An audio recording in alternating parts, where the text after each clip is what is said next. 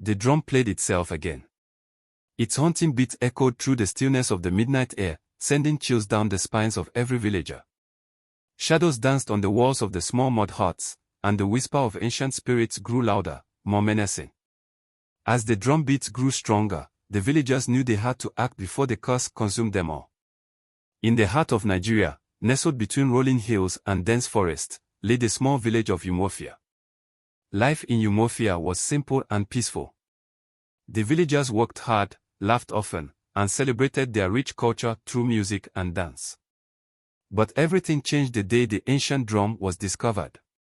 It was Akin, a curious young boy, who found the drum buried under a century-old baobab tree. He was exploring the outskirts of the village when he stumbled upon the worn, intricately carved instrument. Excited by his discovery, Akin brought the drum back to the village, unaware of the dark power it held. That night, the drum played itself for the first time. The villagers woke to the sound of the eerie, rhythmic beats. They gathered in the village square, fear and confusion etched on their faces. The drum sat in the center, untouched by human hands, yet its skin vibrated with a life of its own. The elders, wise and cautious, warned the villagers of the old tales that spoke of a cursed drum, one that summoned vengeful spirits when played at midnight. Days turned into weeks, and the midnight drumming continued. Each night, the drum beats grew louder, more insistent, and with them came the spirits. These were not the benevolent ancestors the villagers honored and revered. These spirits were angry, their whispers filled with resentment and vengeance. Crops withered, livestock fell ill, and a palpable sense of dread settled over Umuofia. Obi, the village's respected chief, called for a meeting of the elders. They gathered in his hut, the flickering flames of the oil lamps casting long shadows on the walls. The elders spoke in hushed tones, their faces grim. Obi's deep voice broke the silence. "We must break this curse before it destroys us all," he said, his eyes scanning the faces of the elders. "But how? How do we stop a curse so ancient, so powerful?" Neka, the oldest and wisest of the elders, spoke up. The stories say that the drum was created by a powerful shaman who bound the spirits of his enemies within it. To break the curse, we must find a way to appease these spirits and lay them to rest. The villagers worked together, searching for clues and ancient texts that might hold the key to breaking the curse.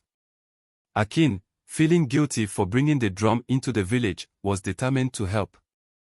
He spent hours poring over old scrolls and speaking to the elders, desperate for a solution. One evening, Akin came across a passage in an old, dusty scroll. It spoke of a ritual, a way to communicate with the spirits and understand their grievances. Excited, he ran to Obi's hut to share his discovery. "We must perform the ritual tonight," Obi declared, gathering the villagers in the square. "Prepare yourselves. This will not be easy." As midnight approached, the villagers formed a circle around the drum. The air was thick with tension, and the only sound was the steady thumping of the drum beats. Neka, holding a bundle of herbs and a small bowl of water, stepped into the center. She began to chant, her voice rising and falling in a haunting melody.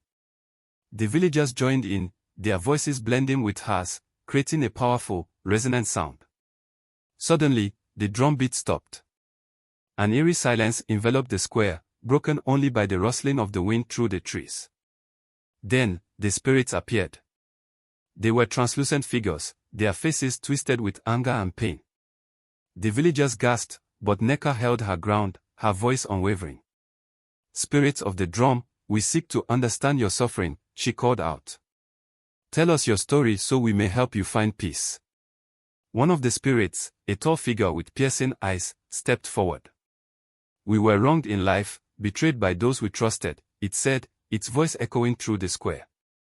"Our souls were bound to this drum, trapped in an eternal cycle of anger and pain. We seek justice." Neko nodded, her eyes filled with compassion. "We will help you," she promised. "Tell us what must be done." The spirit explained that to break the curse, the villagers must perform a series of tasks to honor the spirits and right the wrongs of the past. They needed to gather specific herbs from the forest, perform cleansing rituals, and build a memorial to honor the spirits. The villagers worked tirelessly, determined to end the curse. They ventured deep into the forest to find the rare herbs, facing dangers and overcoming obstacles along the way. They performed the cleansing rituals with precision, their voices raised in prayer and song. And they built a beautiful memorial, a testament to their respect and gratitude for the spirits. On the final night, the villagers gathered once more in the square. Neko led the ritual, her voice strong and steady. As they chanted, the spirits appeared again, their faces softer, more at peace. Your efforts have not gone unnoticed, the tall spirit said. We are grateful for your understanding and your respect. The curse is broken. With those words, the spirits began to fade, their forms dissolving into the night air. The drum, now silent, was carried to the memorial and placed at its center. The villagers breathed a collective sigh of relief, their ordeal finally over. Life in Umofia slowly returned to normal. The crops flourished, the livestock regained their health, and the sense of dread lifted. The villagers never forgot the lesson they had learned, the importance of respect, understanding, and honoring the past.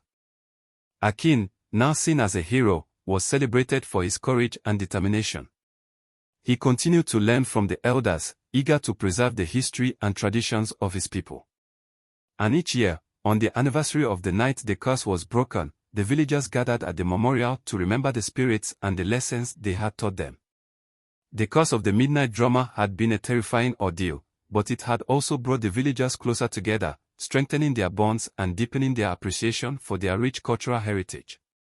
And as they danced and sang under the moonlit sky, they knew that the spirits were finally at peace, their anger and pain replaced by a sense of justice and tranquility.